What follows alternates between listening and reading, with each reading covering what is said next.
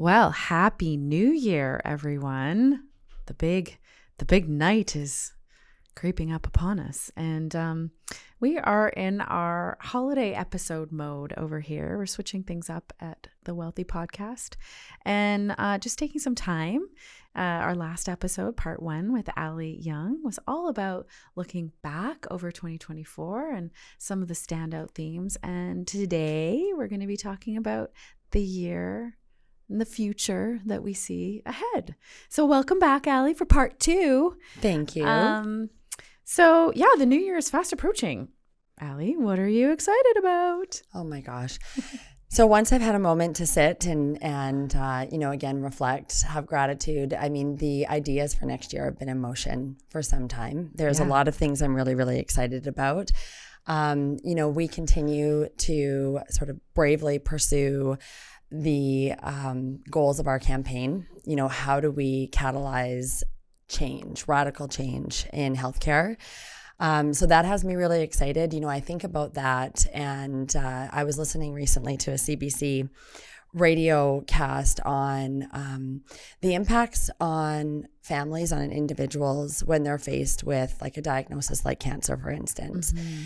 And, while we have good care, and we've got, access to a point to services, there is an impact that not everybody experiences, especially if you have to travel for care. Mm-hmm. And learning through that series that there are a lot of individuals who choose not to pursue treatment because the idea of leaving their homes and traveling elsewhere, either it's too difficult to be away from your support network, or there's financial barriers. And I can't believe in 2020, what will be 5, in an incredible province like we live in, that there is anybody who is facing that choice.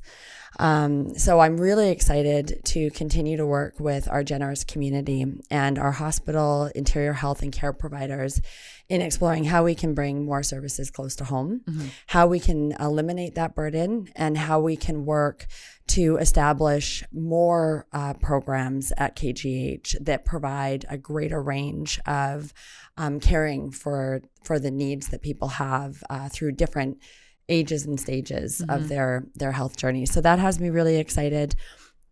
The other thing, we are forever committed to ensuring that our hospital is excellent. But our hospital is designed to provide specialized care. If you're really sick, if you get a diagnosis, our hospital has excellent services that can address that. Most people you talk to when you're going through like an acute crisis, the hospital responds absolutely really well. If you are in a car accident, trauma services are outstanding. Where our hospital struggles to perform is caring for the health needs of the entire community because people don't have access. So the hospital ends up being their first stop. The place, yeah. And so how can we support our hospital by looking at what care can look like in community? So working with interior health and care providers, there are incredible organizations who can be the first, second, third point of contact before somebody needs to arrive at the hospital, or maybe potentially they never then need to pursue support at the hospital. So I'm really excited about the work that we're doing there. We saw some momentum in 2024, really building trust and an understanding of how we can have impact with our donors. But I'm really excited to pursue more of that work and report back to the community about the progress we're seeing there. So just that health prevention and health promotion piece. Yeah, an early intervention as opposed to, we just had a great conversation with Sheila Turner, who's doing some really wonderful work with Thrive Okanagan in the mental health care space. She talked a lot about the need to have more supports, early intervention, and ideally prevention. And I think that's what you're talking about, is that care in community and looking for opportunities where we can help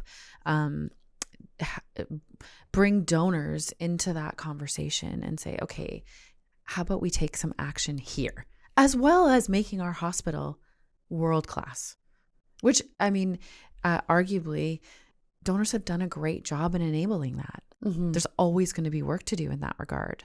But I think it's pretty provocative that the KGH Foundation, and it's exciting for me too, that we're stepping into this space, this care and community. Yeah, and we're doing it.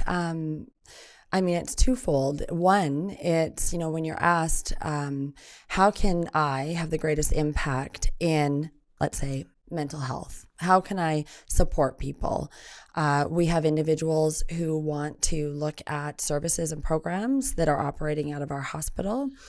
We also have individuals that are saying something different needs to be done. And we are fortunate to have the trust of these individuals. And it's many, it's not one or two, it's many people that gives us the ability to then have these conversations and get involved in this work. Like if I look at last year, it will be last year, and we're not through our fiscal year, but we've got, about 170 programs at the hospital and in community that are being funded and supported by our donors and by KGH Foundation activities.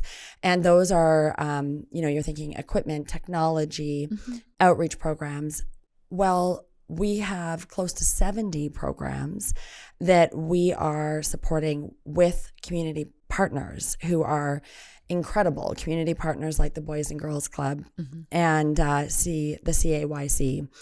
And we've worked together to identify where the opportunities are that there isn't funding, and working together to pilot and launch some change projects, what we like to call them, and see the impact that those kind of programs are having immediately, and imagine what might be possible 10 years from now because we're making those investments. And the more of that work that we can do and more stories that we can share, the impact that we're having together, I'm confident that the community will continue to sort of rise to that call. And so both are really important, that care and community, that social care, as well as excellence at our hospital, because our journeys are going to find us in both those spaces. Totally. I'm so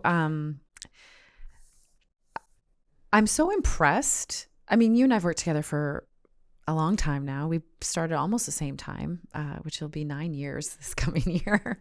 It's been a good time and a long time. Good time. Yeah. But you know what? I'm gonna ask you something. It's come up more this year maybe than I recall. But I think this is a good opportunity to talk about it, because again, going into 2025, the dreaming big stuff isn't gonna end. There's no refuting that as a leader and CEO of this organization, you have really championed big, hairy, audacious goals, right? And big change, big projects. But I think that and that's a good thing, and I know you'll never apologize for that. But I kind of want to unpack with you this idea that the KGH Foundation is so big that we don't have that grassroots connection to some of these smaller projects that still have massive impact. Can you speak to that? Because I know that work happens and it's going to continue to happen in 2025. It is a tough one because you want to be everything to everyone and you can't be. And I've had many conversations with people that have said, you guys are big. You're getting these big gifts. You've got these big goals. I don't know if my support's even going to make a difference. And I struggle with that because we are grassroots. We raise money in this community for this community.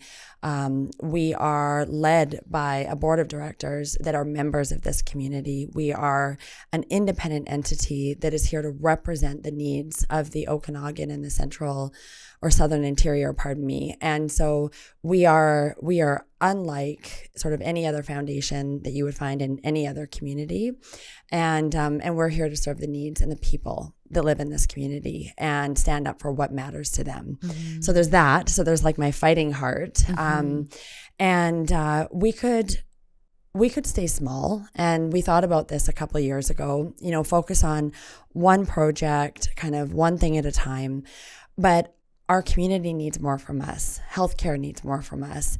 And, we will publicly talk about the $40 million that we're raising. And I know that's a big deal, but it is thousands of gifts that make what we do possible. Mm-hmm. And I talked to somebody recently and they said, well, what is it that you're involved in right now? And I sat down and I unpacked about 100 of the projects, the couple hundreds that I mentioned earlier.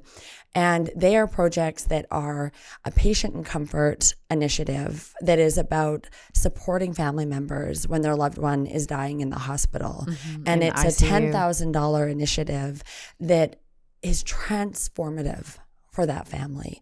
We've got hundreds of families. Yeah. And I think about the one and the next and the next, and because it's not losing a loved one is hard no matter where or what the situation is, but the hospital can be a real tough place mm-hmm. to try to move through that transition.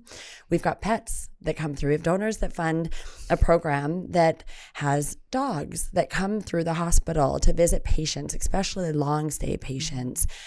That visit is everything. I think about music therapy and that program. And then I also think about the MRI and the hundreds of people who won't have to wait. Mm-hmm. And I think about some of the innovation that we're trying to push. It's harder to sort of show the community what you're building right now, but it is having an impact. Mm-hmm. So I don't know how to say that one thing is more important. And when we work with people, we can have 100 people that come together that collectively make one program possible, purchase one piece of equipment, support one family, or we sometimes have a family or a foundation that says, we want to invest big. Mm-hmm. And that gives us the ability to maybe advance on something that otherwise would have taken years to bring to this community.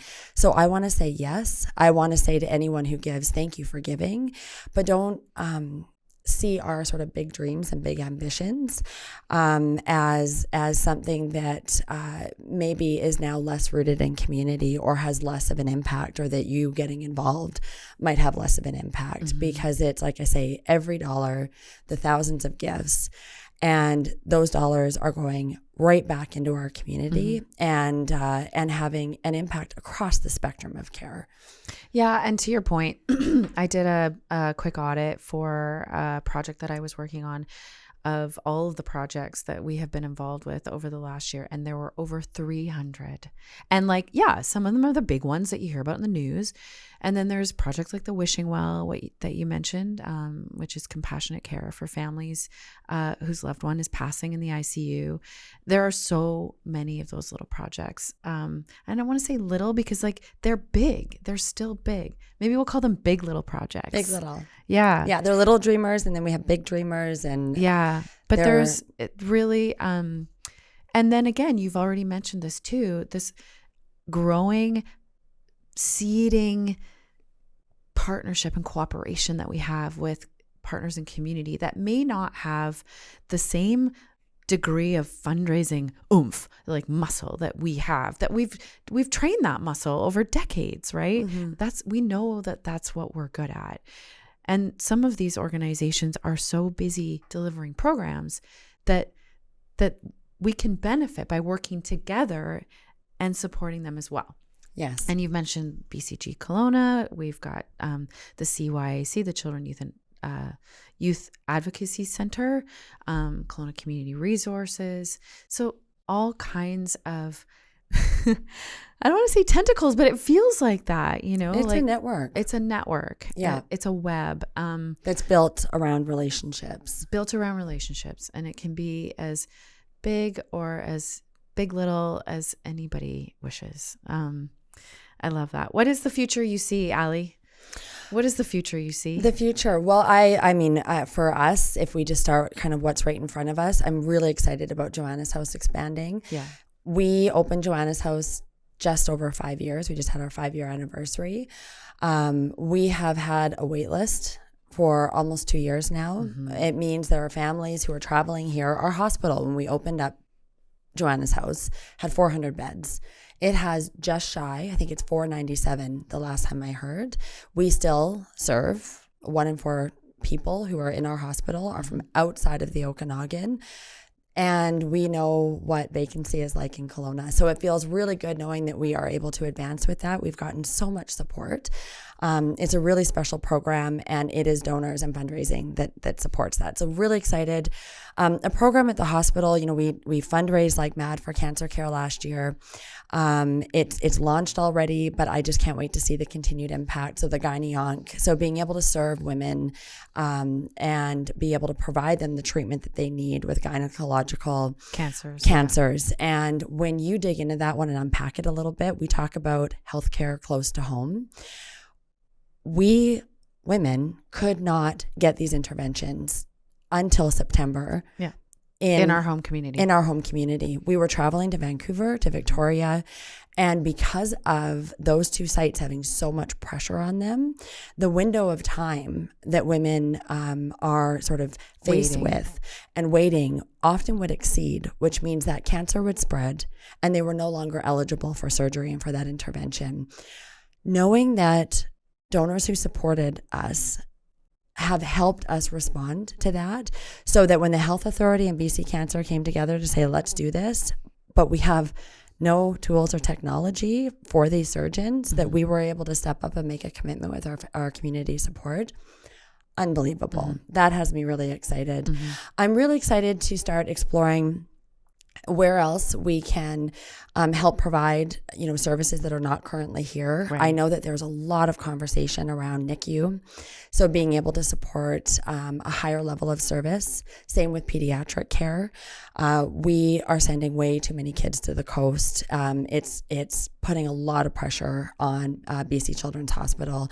And it's not how care should be delivered. It should be, again, a network. People should be able to have access to levels of care in their communities. And let's only send our sickest of our sick. Let's not be sending sort of most of our kids out of our community. And so I'm really excited just to see where these conversations go and what ability it will give us to sort of expand into these areas.